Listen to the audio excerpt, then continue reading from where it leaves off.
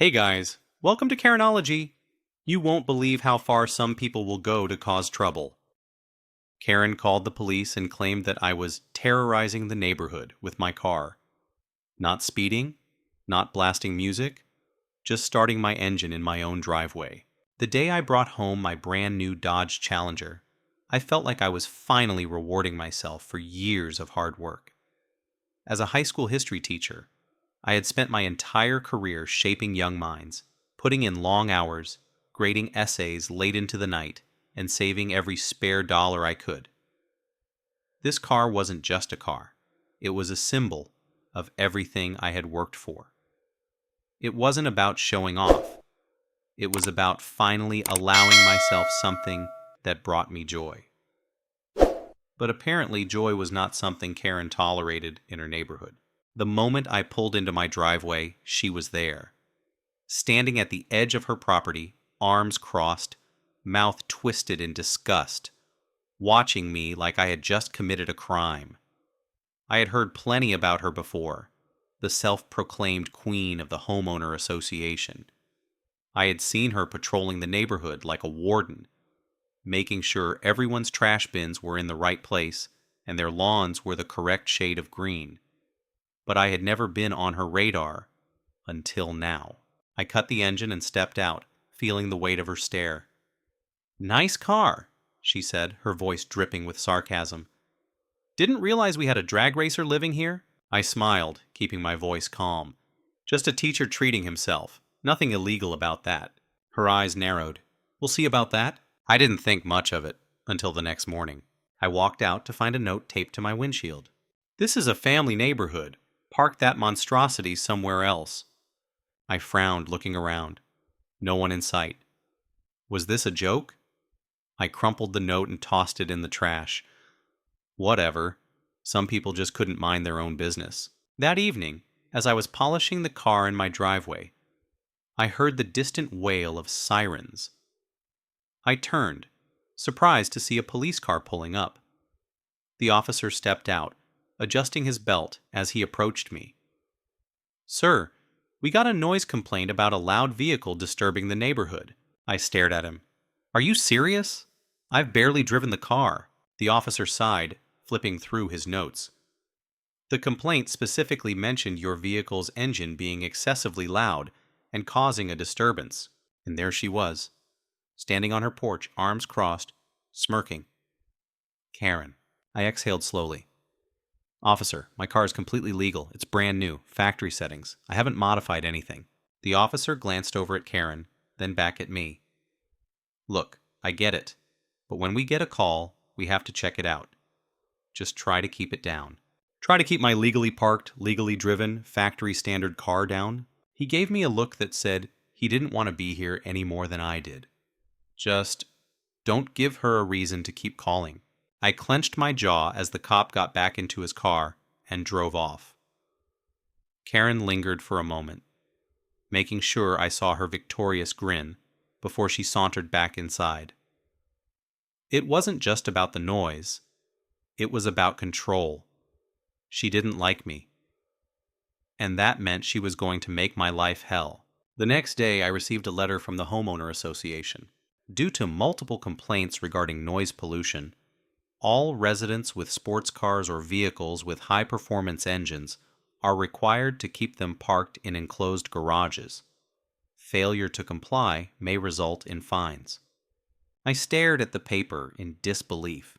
This had to be a joke. I didn't even have a garage. And what about the guy down the street with the Harley Davidson? Or Karen's own son-in-law, who drove a massive rusted-out truck that rattled the windows whenever he pulled in? I marched over to Karen's house and knocked on her door. She opened it slowly, smiling sweetly. "Oh, hello, Robert. What can I do for you?" I held up the letter. "You know exactly what." She feigned surprise. "Oh dear, did you get one of those?" "The homeowner association had to take action. The neighborhood has standards, Robert. Your car just doesn't fit our image." "Our image?" I scoffed. "You mean your image? This isn't about the car. This is about control." Her smile widened. "Well, if you don't like the rules, maybe this isn't the right neighborhood for you." I took a slow breath. You know what? That's funny. I was just thinking the same thing about you. Her expression flickered just for a second before she recovered. Good luck with that. I turned and walked back to my house, gripping the homeowner association letter so tightly my knuckles turned white. She wanted to play games? Fine, let's play. That night, I parked my car in the same spot, and the next morning, I woke up to find something new on my windshield. This time, it wasn't a note. It was a scratch.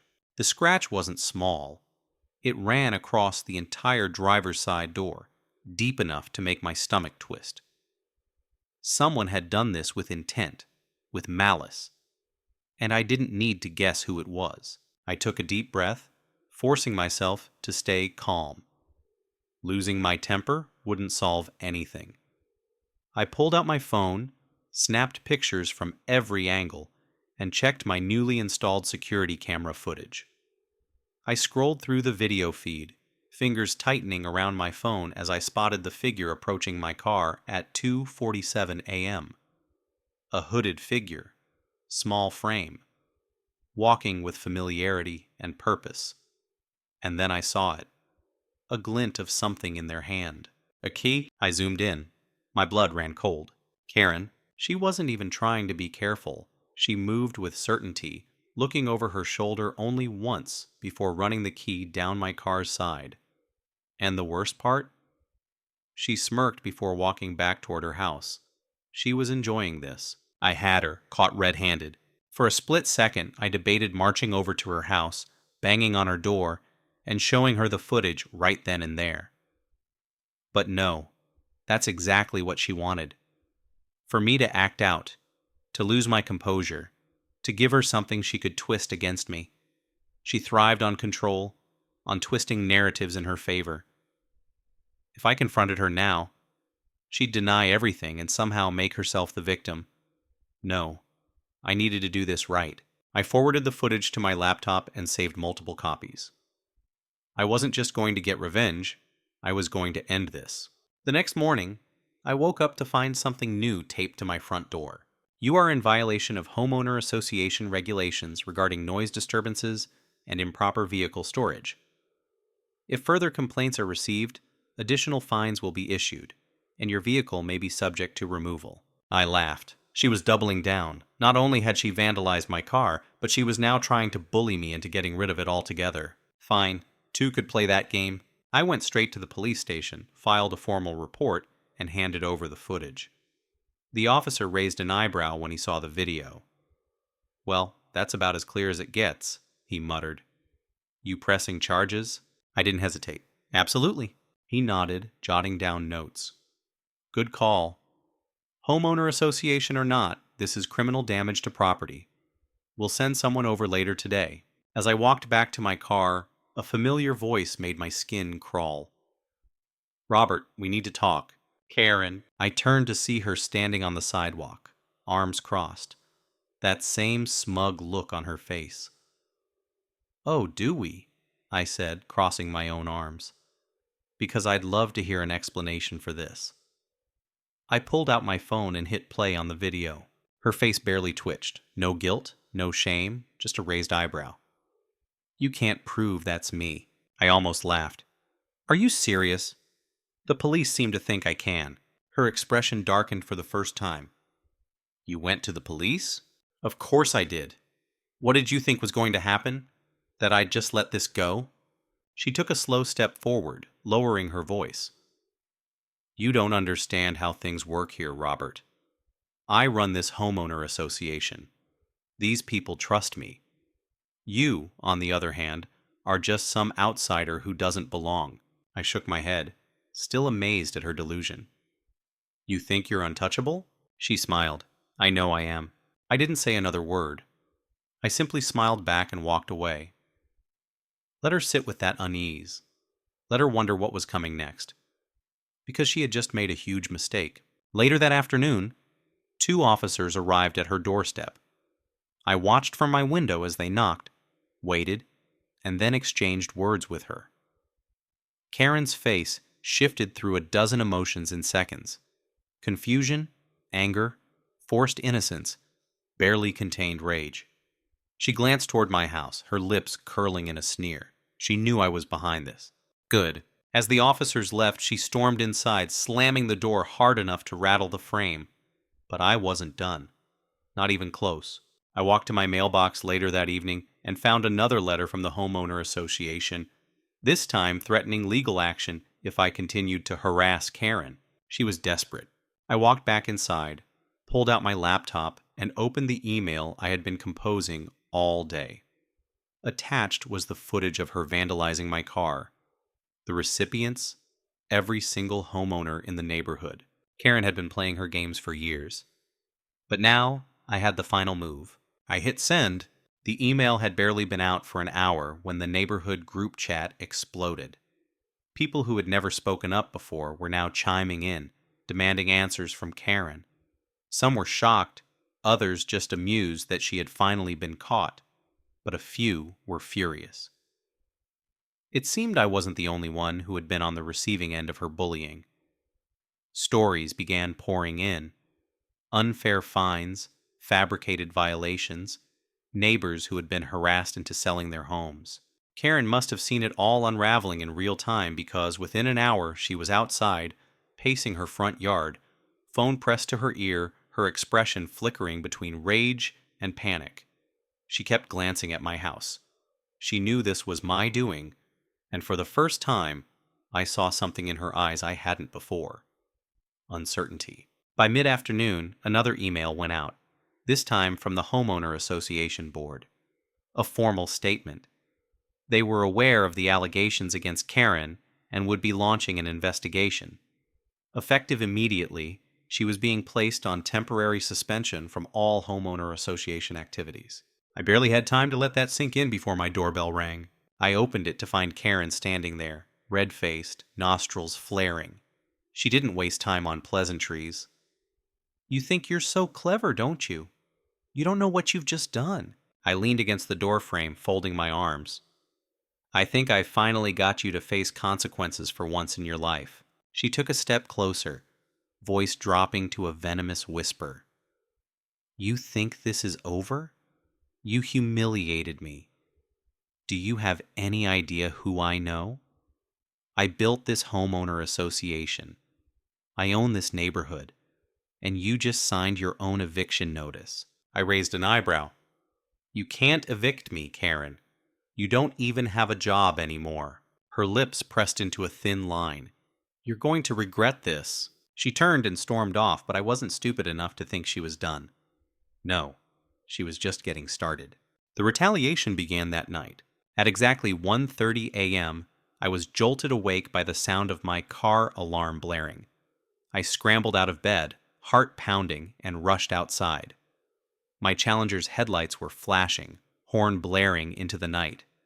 As I approached, I saw that someone had smeared what looked like motor oil across the hood and windshield. I checked the footage immediately.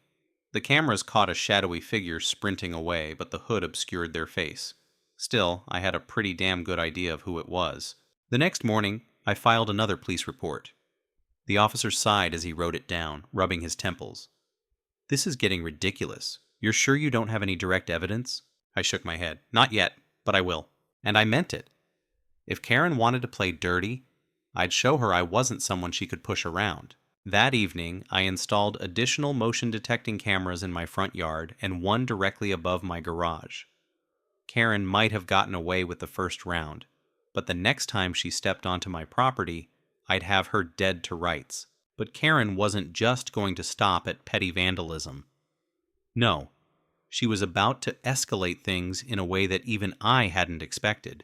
The next day, I received an official-looking letter from the county zoning office. According to the letter, someone had filed an anonymous complaint stating that my car was a commercial vehicle and that I was operating an unlicensed business from my residence. I blinked at the absurdity of it. What the hell? I called the zoning office immediately. After being transferred 3 times, I finally got a bored-sounding clerk on the line. "Yeah, we received the complaint a few days ago. Says here your vehicle is in violation of residential codes. We'll need to do an inspection." I exhaled sharply. "This is ridiculous. It's a personal vehicle. I don't run any kind of business." That's what the inspection's for, sir. We have to follow up on complaints. Someone submitted a full report, complete with photos. I sat down heavily. Photos? Of what? A black Dodge Challenger parked in the driveway with tools and automotive parts nearby. The report claims you're running an unauthorized auto repair shop. My grip tightened around the phone. This was Karen. She had actually gone to the effort of fabricating an entire case against me. I took a slow breath. All right, fine. Come inspect. You won't find anything. I hung up and immediately started digging. If Karen wanted to weaponize bureaucracy against me, I'd fight back with the same energy. I spent hours researching county regulations, homeowner rights, and legal precedents. If this went to court, I wanted to be ready. 2 days later, a county inspector arrived. I walked him through my property, let him inspect every inch of my driveway, my garage, everything. When he was done, he shook his head. There's nothing here that violates any code. The complaint is baseless. I nodded. That's what I thought. He handed me a copy of his report. You can contest the complaint officially. Shouldn't be a problem. Whoever filed this was just wasting everyone's time. I took the paper and smirked. Not just mine. Later that night, I printed out multiple copies of the county's ruling and walked from house to house, slipping them into my neighbors' mailboxes. The message was clear. Karen had lied. Again, but I wasn't finished. That same night, I saw Karen standing on her porch, glaring at me. I held up the report and waved it with a grin. Nice try, Karen. Maybe next time, pick a fight you can win. Her face darkened, her hands curling into fists. And that's when I knew she was about to do something even worse, something she wouldn't be able to talk her way out of, and I was going to be ready for it. Karen had finally backed herself into a corner, but instead of admitting defeat, she did what I should have expected. She doubled down. Hard.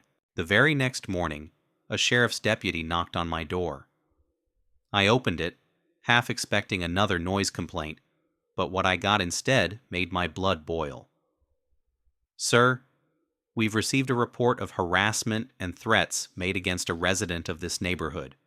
We need to ask you a few questions. I already knew who filed the report before he even said her name. Karen. I let out a slow breath, forcing myself to stay calm. You're kidding, right? She's the one who's been harassing me. I have video proof. The deputy held up a hand. I understand, sir, but we have to follow protocol. Are you saying the allegations are false? I could feel my pulse hammering in my ears. They're not just false. They're fabricated. She's retaliating because I exposed her to the entire homeowner association. She vandalized my car, filed false complaints against me, and now she's trying to flip the narrative. The deputy nodded, jotting something down in his notebook. Do you have that footage available? I pulled out my phone, scrolling to the video of Karen scratching my car. Here, and if you need more, I've got a whole archive of her nonsense. The deputy watched for a few moments before looking up at me. I'm going to need to take this in as evidence, and I'll be honest, this changes things. If what you're saying checks out, she could be in serious trouble for filing a false police report. I exhaled slowly. So what happens next? I need to have a conversation with her. If she continues this behavior, she could be facing legal consequences. In the meantime, I'd advise you to keep a low profile. Don't engage with her. Let us handle it. I nodded, knowing full well that Karen wasn't going to let this go.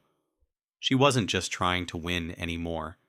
She was trying to destroy me. That night, I barely slept. Every noise outside had me checking my cameras. At 2:13 a.m., I caught Karen standing at the edge of my driveway, staring at my car. She didn't move, didn't touch anything, just stood there, hands clenched into fists, like she was daring me to do something. The next morning, the homeowner association sent out an official notice. Karen had been permanently removed from the board. The investigation into her behavior had revealed multiple violations: falsified complaints, intimidation, misuse of homeowner association funds. She had lost everything she worked so hard to control, but instead of backing down, Karen went nuclear. That evening, I was out for a walk when I saw flashing red and blue lights ahead. As I got closer, my stomach dropped. Police cars, an ambulance, and right in the middle of it all, Karen, screaming at the top of her lungs, pointing toward my house. "He threatened me. He said he was going to kill me. I need protection." The officers were trying to calm her down, but she was in full meltdown mode, tears streaming down her face, voice raw with hysteria. A few neighbors had gathered, watching the scene unfold with expressions ranging from concern to outright disbelief. One of the officers turned to me. "Sir, we need to speak with you." I felt my whole body go tense. This wasn't just another petty complaint. She was going all in. "Officer, I have security footage that proves I haven't spoken to her in days. She's lying." The officer hesitated. "All right. If you have evidence, we'll need to review it immediately." I unlocked my phone, pulling up the footage of Karen standing in my driveway the previous night, glaring at my car. The officer's brow furrowed as he watched. "This doesn't look like someone who was just threatened." Karen saw the shift in his demeanor and immediately started sobbing louder. "He's been stalking me. He put hidden cameras around my house. I don't feel safe." The officer turned to her. "Ma'am, do you have any evidence of these claims?" Her mouth opened and closed, but no words came out. She knew she had nothing.